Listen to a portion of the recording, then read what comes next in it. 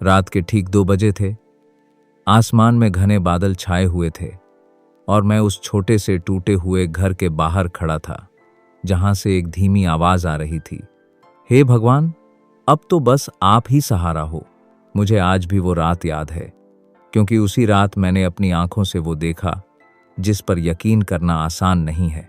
एक गरीब भक्त की पुकार और भगवान का ऐसा चमत्कार जिसने उसकी किस्मत रातों रात बदल दी। आप सोच रहे होंगे, क्या सच में ऐसा हो सकता है? क्या भगवान सच में किसी की पुकार सुनते हैं? मैं आपको जो कहानी सुनाने जा रहा हूं, वो सिर्फ एक कहानी नहीं है। ये एक सच्चाई है जो शायद आपकी सोच, आपका विश्वास, सब कुछ बदल देगी।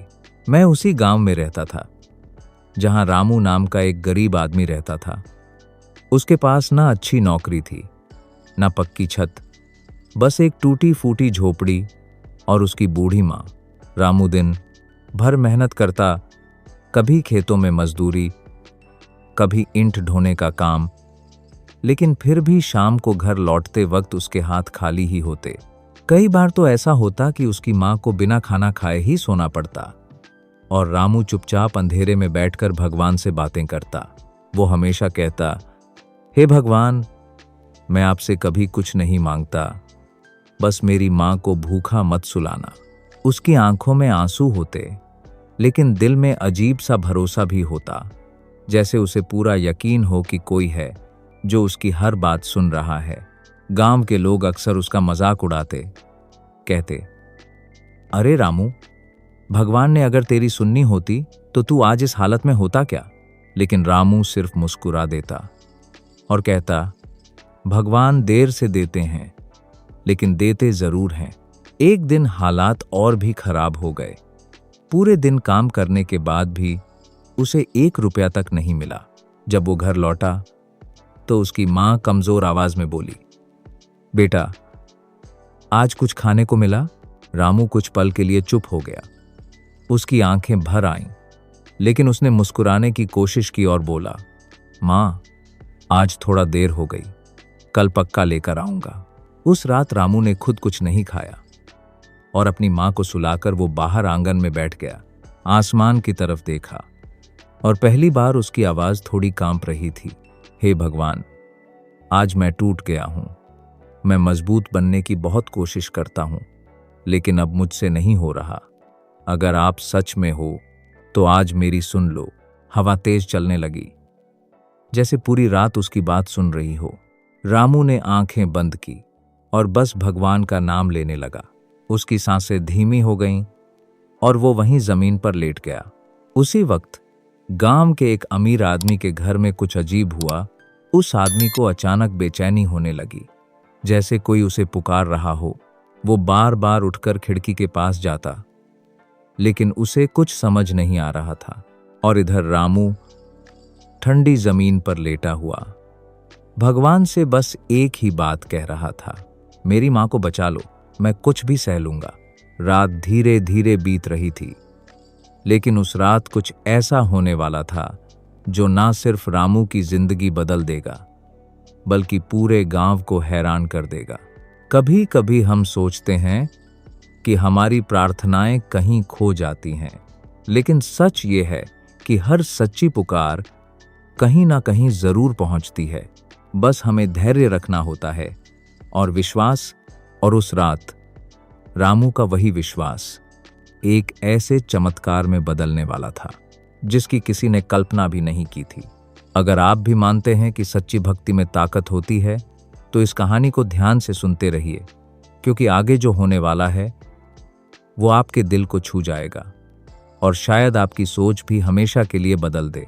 और अगर आपने कभी दिल से भगवान को पुकारा है तो नीचे कमेंट में जय श्री राम जरूर लिखिए। और ऐसे ही सच्ची कहानियों के लिए इस चैनल को सब्सक्राइब करना मत भूलिए, क्योंकि यहाँ हर कहानी आपके दिल और विश्वास को और मजबूत करने के लिए बनाई जाती है। अब आगे जो हुआ वो सिर्फ एक घटना नहीं थी, वो एक संकेत था कि भगवान देर जरूर करते हैं, लेकिन अंधेर कभी नहीं करते। सुबह होने से कुछ ही घंटे पहले वो अजीब सी बेचैनी उस अमीर आदमी को चैन नहीं लेने दे रही थी। उसका नाम था सेठ धनराज, पूरे गांव में सबसे ज्यादा पैसे वाला, लेकिन दिल से उतना ही कठोर। वो बार बार अपने कमरे में टहल रहा था, जैसे कोई अंदर से उसे पुकार रहा हो, एक आवाज जो कानों से नहीं दिल से सुनाई दे रही थी। अचानक उसने अपने नौकर को जगाया और कहा, मुझे अभी गांव के बाहर वाले इलाके में जाना है। नौकर हैरान था। सेठ जी, इस वक्त वहां तो सिर्फ गरीबों की झोपड़ियां हैं। लेकिन धनराज ने बिना कुछ समझाए बस इतना कहा, मुझे लगता है कोई मुझे बुला रहा है। उधर रामू अभी भी उसी आंगन में पड़ा था। उसकी आंखें बंद थीं, चेहरा शांत था, जैसे सारी थकान और दर्द भगवान के हवाले कर चुका हो। उसकी मां अंदर खांसते खांसते सो गई थी। पेट खाली था, लेकिन दिल में बेटे के लिए दुआ भरी हुई थी। धीरे धीरे आसमान हल्का होने लगा और उसी समय धनराज की गाड़ी उस कच्चे रास्ते पर पहुंची जहां शायद वो जिंदगी में कभी नहीं आया था। गाड़ी अचानक एक जगह आकर रुक गई। ड्राइवर बोला, सेठ जी, आगे रास्ता ठीक नहीं है। लेकिन धनराज ने दरवाजा खोला और नीचे उतर गया। उसने चारों तरफ देखा, टूटी झोपड़ियां, सन्नाटा और एक अजीब सी खामोशी। फिर उसकी नजर पड़ी रामू पर, जो जमीन पर पड़ा था। धनराज धीरे धीरे उसके पास गया और जैसे ही उसने रामू का चेहरा देखा, उसके अंदर कुछ हिल गया। एक अजीब सा एहसास, जैसे ये कोई आम इंसान नहीं, बल्कि उसकी जिंदगी का कोई जरूरी हिस्सा हो। उसने तुरंत रामू को हिलाया। अरे उठो, क्या हुआ तुम्हें? रामू ने धीरे धीरे आंखें खोलीं। सामने एक अनजान चेहरा, लेकिन उसकी आंखों में चिंता साफ दिख रही थी। रामू कमजोर आवाज में बोला, कुछ नहीं, बस थोड़ी थकान है। धनराज ने चारों तरफ देखा और समझ गया कि यहां गरीबी किस हद तक है। उसने पूछा, तुम्हारे घर में और कौन है? रामू ने अंदर की तरफ इशारा किया। मेरी मां, वो बीमार हैं। धनराज तुरंत अंदर गया और जो उसने देखा वो उसकी आंखें खोल देने के लिए काफी था। एक बूढ़ी मां, कमजोर, बुखार से तपती हुई और पास में खाली बर्तन। उस पल धनराज के अंदर कुछ टूट गया। वो वही इंसान था जो हमेशा कहता था, गरीब लोग अपनी किस्मत खुद खराब करते हैं। लेकिन आज उसकी सोच पहली बार हिल रही थी। उसे रात की वो बेचैनी याद आई, वो आवाज जो उसे यहां तक खींच लाई थी। और अब उसे समझ आ रहा था कि वो आवाज किसकी थी। वो बाहर आया और रामू के पास बैठ गया। कुछ पल तक वो कुछ बोल नहीं पाया, फिर धीरे से बोला, कल रात तुम भगवान से क्या मांग रहे थे? रामू चौंक गया, उसकी आंखें फैल गईं। आपको कैसे पता? धनराज ने गहरी सांस ली। मुझे नहीं पता कैसे, लेकिन मैं पूरी रात बेचैन था और सुबह होते ही मुझे यहां आने का मन हुआ, जैसे कोई मुझे मजबूर कर रहा हो। रामू की आंखों से आंसू बहने लगे। वो आसमान की तरफ देखने लगा और उसके होंठ कांपने लगे। तो आपने मेरी सुन ली भगवान। उस पल वहां खड़े हर इंसान के लिए वो सिर्फ एक संयोग हो सकता था, लेकिन रामू के लिए वो एक जवाब था, उसकी सच्ची भक्ति का।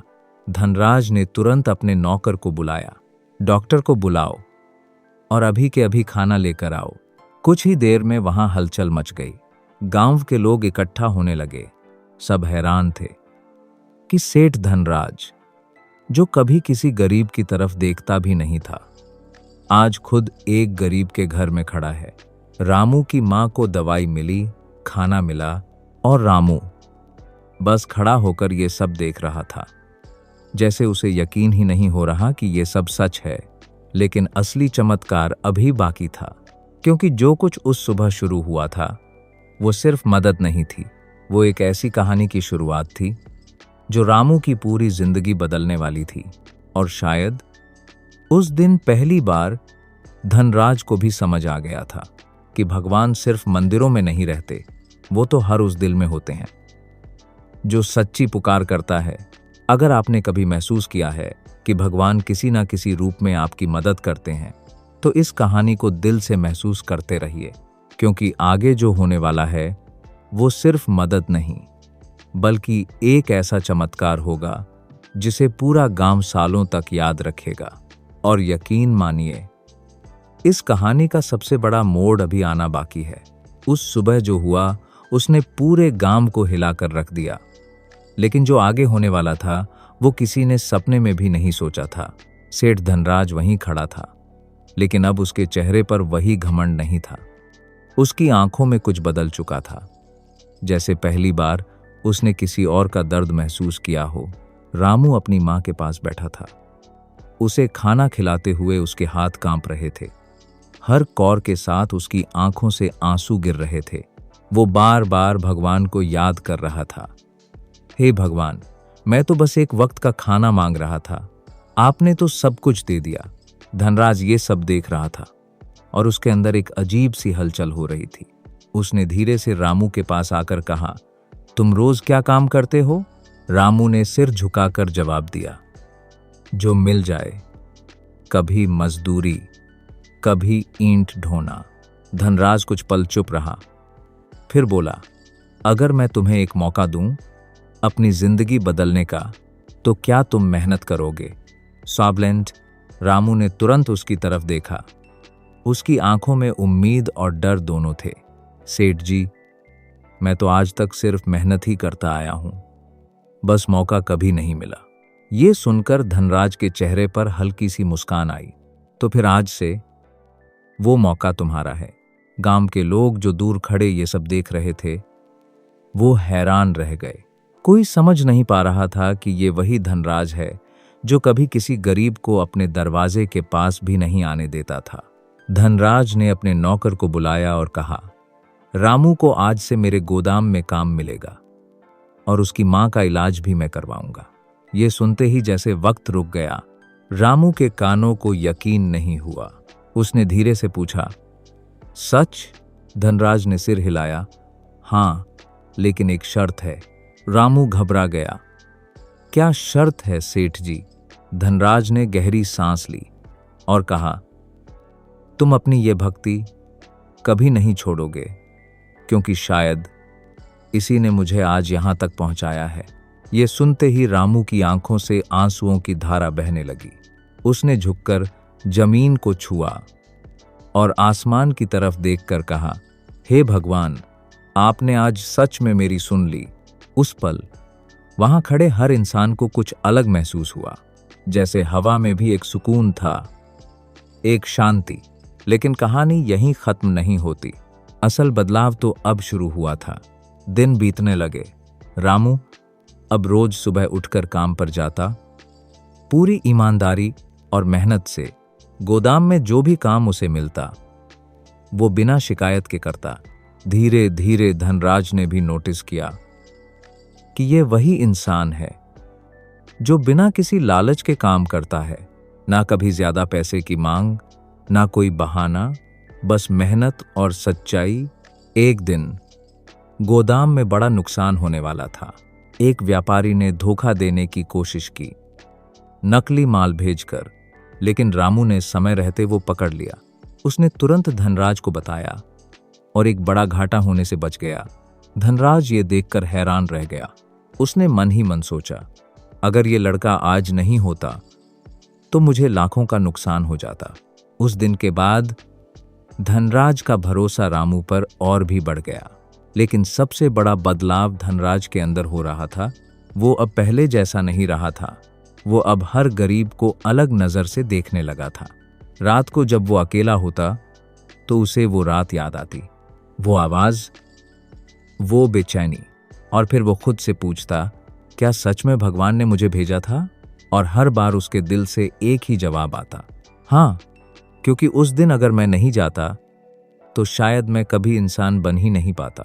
उधर रामू हर दिन काम के बाद मंदिर जाता, वहीं बैठकर भगवान का धन्यवाद करता। वो अब भी वही था, न कोई घमंड, न कोई बदलाव, बस उसके हालात बदल गए थे। लेकिन भगवान अभी भी उसकी परीक्षा ले रहे थे, क्योंकि असली चमत्कार सिर्फ पैसे या काम मिलने में नहीं था। असल चमत्कार तो अभी आने वाला था। एक ऐसा मोड़ जहां रामू की भक्ति और भी बड़ी परीक्षा से गुजरने वाली थी, और वहीं तय होगा कि उसका विश्वास कितना सच्चा है। अगर आप सोच रहे हैं कि अब सब ठीक हो गया, तो रुकिए, क्योंकि जिंदगी में सबसे बड़े इम्तिहान अक्सर तब आते हैं जब हमें लगता है कि अब सब ठीक है, और रामू की कहानी में वो इम्तिहान अब शुरू होने वाला था, जो ना सिर्फ उसकी बल्कि धनराज की जिंदगी भी हमेशा के लिए बदल देगा। आगे जो होगा वो सिर्फ एक कहानी नहीं, बल्कि विश्वास और चमत्कार के बीच की सबसे बड़ी कड़ी बनने वाला है। समय धीरे धीरे आगे बढ़ रहा था और सबको लगने लगा था कि अब रामू की जिंदगी पटरी पर आ चुकी है। घर में खाना आने लगा था, उसकी माँ की तबीयत भी पहले से बेहतर थी, और गांव के लोग जो कभी उसका मजाक उड़ाते थे अब उसी की तारीफ करने लगे थे। लेकिन जिंदगी कभी बिना परीक्षा लिए आगे नहीं बढ़ती, और रामू की असली परीक्षा अब शुरू होने वाली थी। एक शाम जब रामू काम से घर लौट रहा था, तो उसने देखा कि उसकी झोपड़ी के बाहर भीड़ लगी हुई है। उसका दिल अचानक जोर जोर से धड़कने लगा। वो भागते हुए अंदर गया। अंदर का नजारा देखकर उसके पैरों तले जमीन खिसक गई। उसकी माँ जमीन पर पड़ी थी, बेहोश और सांसें बहुत धीमी। रामू घबराकर चिल्लाया, माँ, माँ, आंखें खोलो। लेकिन कोई जवाब नहीं। गांव के किसी आदमी ने कहा, लगता है हालत बहुत गंभीर है, तुरंत शहर के बड़े अस्पताल ले जाना पड़ेगा। रामू के हाथ पैर कांपने लगे। उसके पास इतने पैसे नहीं थे कि वो बड़े अस्पताल का खर्च उठा सके। वो बिना एक पल गंवाए सेठ धनराज के घर की तरफ भागा। उसकी सांसें तेज थीं, आंखों में डर साफ दिखाई दे रहा था।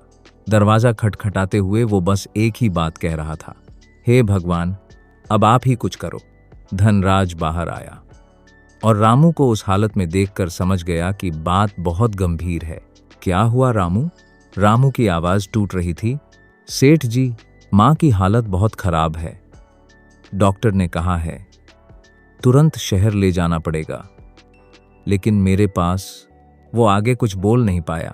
उसकी आंखों से आंसू बहने लगे। धनराज ने बिना देर किए कहा, गाड़ी तैयार करो, अभी चलते हैं। कुछ ही देर में वो लोग शहर के अस्पताल पहुंचे। डॉक्टरों ने तुरंत इलाज शुरू किया, लेकिन कुछ देर बाद डॉक्टर बाहर आया और उसके चेहरे पर चिंता साफ दिखाई दे रही थी। मरीज की हालत बहुत नाजुक है, हमें तुरंत ऑपरेशन करना होगा। लेकिन रामू ने घबराकर पूछा, लेकिन क्या डॉक्टर साहब? डॉक्टर ने धीमे से कहा, खर्चा बहुत ज्यादा आएगा और गारंटी भी नहीं है। ये सुनते ही रामू की दुनिया जैसे रुक गई। उसने धीरे से दीवार का सहारा लिया और जमीन पर बैठ गया। उसके दिमाग में बस एक ही बात गूंज रही थी, इतना पैसा मैं कैसे लाऊं?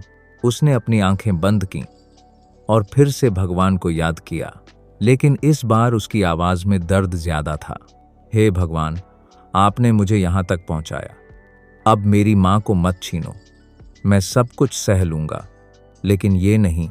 उधर धनराज खड़ा ये सब देख रहा था।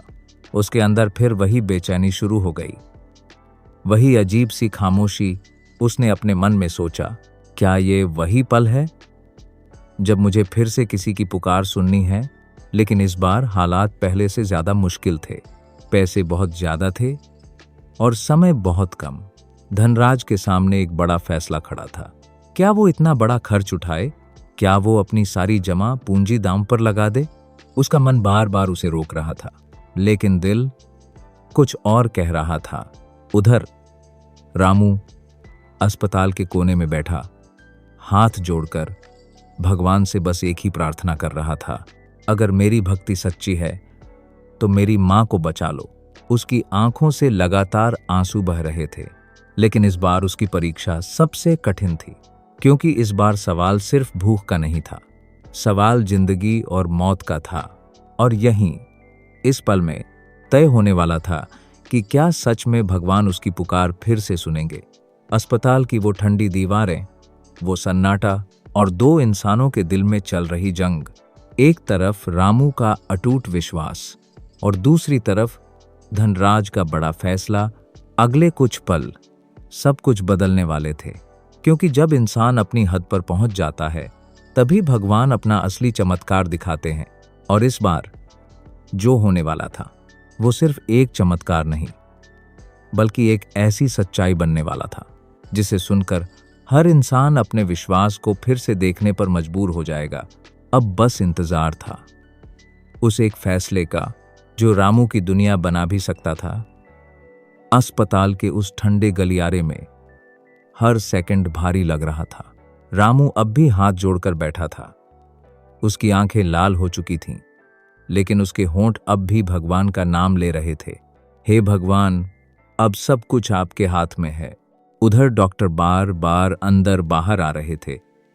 नर्सें भाग दौड़ कर रही थीं और समय जैसे फिसलता जा रहा था। तभी धनराज धीरे धीरे रामू के पास आया। उसके चेहरे पर एक गंभीर शांति थी, जैसे उसने अंदर ही अंदर कोई बहुत बड़ा फैसला ले लिया हो। उसने रामू के कंधे पर हाथ रखा। रामू ने ऊपर देखा। उसकी आंखों में डर, उम्मीद, सब कुछ मिला जुला था। धनराज ने धीमी लेकिन मजबूत आवाज में कहा, ऑपरेशन होगा और पूरा खर्च मैं उठाऊंगा। एक पल के लिए सब कुछ थम गया। रामू को जैसे अपने कानों पर यकीन नहीं हुआ। सच? धनराज ने सिर हिलाया। हाँ, और इस बार ये सिर्फ मदद नहीं है, ये मेरा कर्तव्य है। रामू फूट कर रो पड़ा। उसने झुककर धनराज के पैर पकड़ लिए। आप मेरे लिए भगवान से कम नहीं हो। धनराज ने उसे तुरंत उठाया। नहीं रामू, भगवान ऊपर हैं, मैं तो बस उनका एक जरिया हूं। ये सुनते ही रामू ने आसमान की तरफ देखा। उसकी आंखों से आंसू बहते रहे, लेकिन इस बार उन आंसुओं में दर्द नहीं, विश्वास था। कुछ ही देर में ऑपरेशन शुरू हो गया। घंटों तक रामू बाहर बैठा रहा। हर पल भगवान का नाम लेता रहा। वो हर उस पल को याद कर रहा था जब उसने भगवान से कुछ मांगा था, और हर बार उसे जवाब मिला था। आखिरकार ऑपरेशन थिएटर का दरवाजा खुला। डॉक्टर बाहर आए। रामू तुरंत खड़ा हो गया। उसकी सांसें तेज हो गईं। डॉक्टर साहब, मेरी मां? डॉक्टर के चेहरे पर हल्की सी मुस्कान आई। ऑपरेशन सफल रहा, अब खतरे से बाहर हैं। ये सुनते ही रामू वहीं जमीन पर बैठ गया। उसने दोनों हाथ ऊपर उठाए और रोते हुए कहा, धन्यवाद भगवान, आपने फिर मेरी सुन ली। धनराज भी ये सब देख रहा था। उसकी आंखों में भी आंसू थे। उसने मन ही मन कहा, आज समझ आया सच्ची भक्ति क्या होती है। उस दिन के बाद सब कुछ बदल गया। रामू की जिंदगी, उसकी मां की सेहत और सबसे ज्यादा धनराज का दिल। धनराज ने अपने व्यापार का एक हिस्सा गरीबों की मदद के लिए खोल दिया। वो अब हर उस इंसान की मदद करता जो सच्चे दिल से कोशिश करता है। और रामू, वो अब भी हर दिन भगवान का नाम लेता, लेकिन अब उसकी प्रार्थना बदल चुकी थी। अब वो कहता, हे भगवान, आपने मुझे इतना दिया, अब मुझे इतना बना दो कि मैं भी किसी की मदद कर सकूं। दोस्तों, इस कहानी की सबसे बड़ी सीख यही है, जब इंसान सच्चे दिल से भगवान को पुकारता है तो उसकी आवाज कभी अनसुनी नहीं होती। भगवान सीधे आकर मदद नहीं करते, लेकिन वो किसी न किसी को एक जरिया बनाकर जरूर भेजते हैं। कभी वो धनराज बनकर आते हैं, तो कभी किसी अनजान इंसान के रूप में। बस जरूरत होती है सच्चे विश्वास की और धैर्य की। अगर आपकी जिंदगी में भी कभी मुश्किल वक्त आए तो हार मत मानना, क्योंकि हो सकता है आपका चमत्कार भी बस एक कदम दूर हो। अगर आपको ये कहानी दिल से छू गई हो तो वीडियो को लाइक जरूर करें और कमेंट में जय श्री राम लिखकर बताएं। क्या आप भी मानते हैं कि सच्ची भक्ति में ताकत होती है? और ऐसे ही दिल को छू जाने वाली कहानियों के लिए भगवान की बातें चैनल को सब्सक्राइब करना मत भूलिए, क्योंकि यहाँ हर कहानी सिर्फ सुनाने के लिए नहीं, बल्कि आपके विश्वास को और मजबूत बनाने के लिए होती है।